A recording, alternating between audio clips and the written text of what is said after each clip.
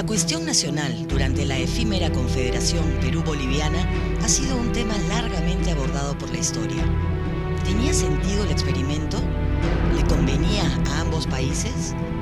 El más reputado historiador de la República Peruana, Jorge Basadre, tenía una opinión compleja sobre la Confederación, porque opinaba que la unión con Bolivia hubiera sido buena para el Perú en determinados momentos de la historia, pero que era inviable cuando efectivamente se dio.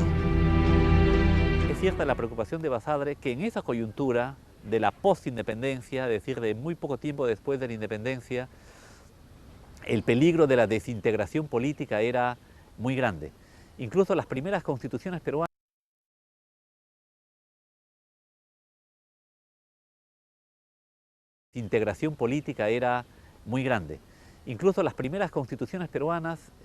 no abrazan el federalismo por el peligro de la secesión.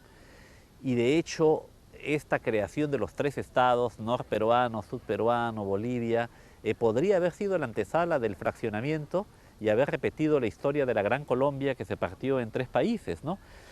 Admito que este podría haber sido un desenlace, pero no necesariamente malo, ¿no? Yo no soy de los que creo que ande o no ande caballo grande, es decir, que mientras más grande sea el país, va a ser mejor y más eficaz. Basadre nos dice, no miremos tanto a Argentina, Chile o Ecuador como los países que llevaron a pulverizar a la Confederación, sino miremos también el problema interno del Alto Perú, ¿no? Y esta confrontación constante entre Chuquisaca y La Paz en la medida en que Santa Cruz era paceño, ¿no? El historiador José de la Riva Agüero opinaba que la Confederación fue la gran oportunidad perdida del Perú y que su derrota había sido una catástrofe que anunciaba las desventuras del siglo XIX peruano. La idea de recuperar la unidad del Bajo y el Alto Perú creo que era una idea legítima y que durante tiempo después ambos países la han buscado. Del lado boliviano hay una larga tradición que subraya las bondades de la Confederación. El historiador boliviano Alcides Arguedas consideraba a Santa Cruz como el caudillo ilustrado y paternal por excelencia.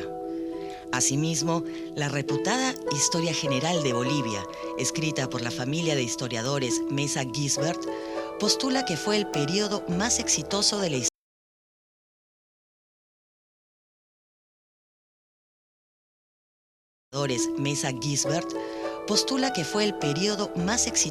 historia boliviana del siglo XIX.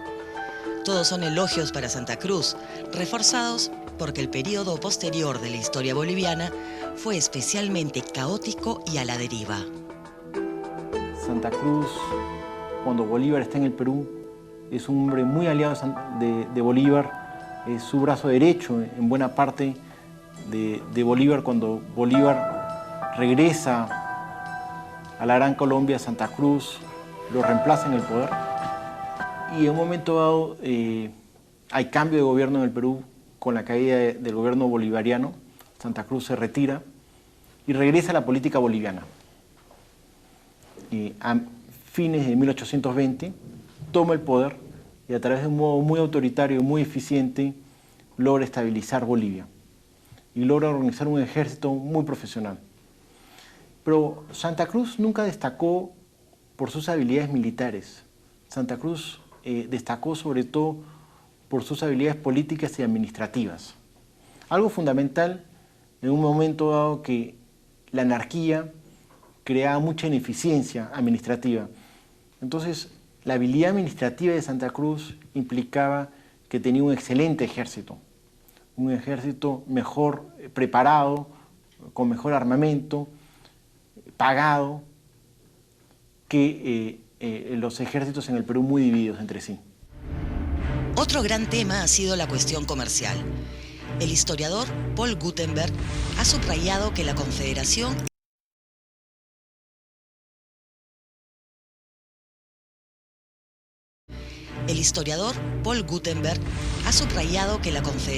esconde una aguda competencia comercial entre Valparaíso y el Callao.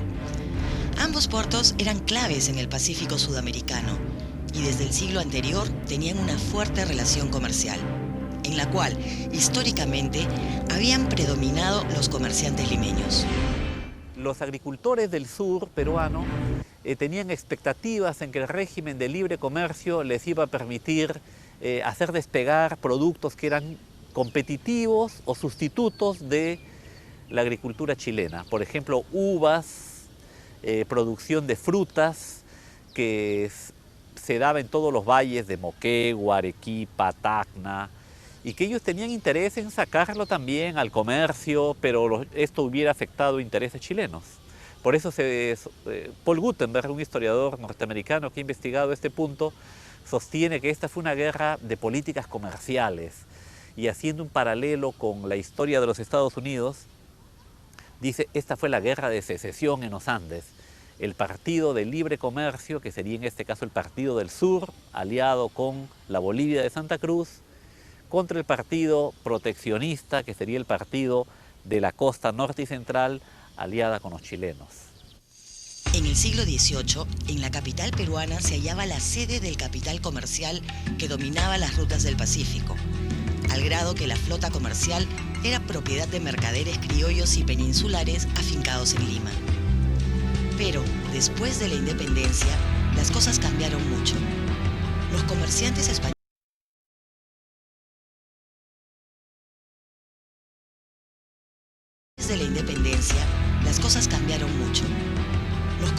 españoles habían sido expulsados del Perú. Buena parte del gran capital había retornado a España y la flota mercante peruana se perdió durante la guerra.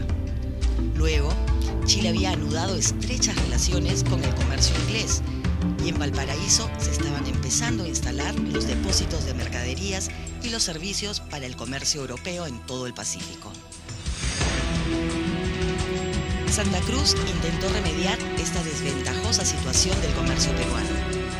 Para el protector era necesaria una política liberal que disminuya las tarifas aduaneras y permita una alianza con Gran Bretaña.